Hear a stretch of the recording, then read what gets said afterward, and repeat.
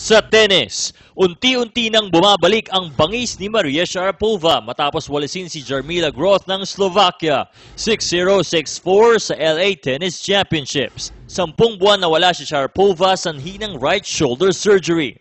Sa Taekwondo, kahit na hindi nakakuha ng ginto ang RP team sa First Martial Arts Games, nakalatag na ang mga programa ng Philippine Taekwondo para manalo mga Pinoy Jin sa international competitions.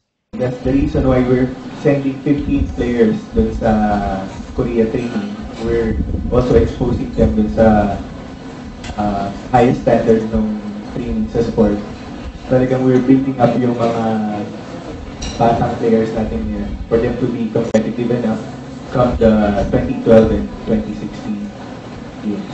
Sa boxing, lumalaki ang pag-asa ng Pilipinas na masungkit ang inaasam-asam na gintong medalya sa 2012 London Olympics. Hinihikayat ang mga mahuhusay na boksingero na huwag munang umakyat sa professional at makipaglaban muna para sa ating bansa. Pinamakuha ko ng 12 million na yung magwawagi ng kauna-unahang Olympic gold medal sa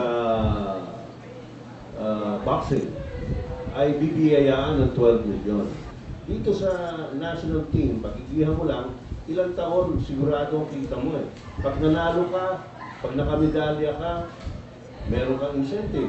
Sa basketball, nasa Tianjin, China na ang PBA RP team. Bukas ng umaga ang kanilang unang laro laban sa Sri Lanka. Pwede namin pangako yung best lang namin, yung sagad na effort, yun ang pwede namin pangako.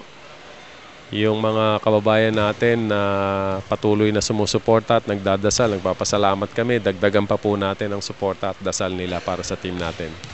Continue supporting Team Filipinas. Give up on hope. Be with us. Be as one. And pray for us that we go out there and be successful and place in the top 3. God bless. Ryan Ramos para sa Sports Update.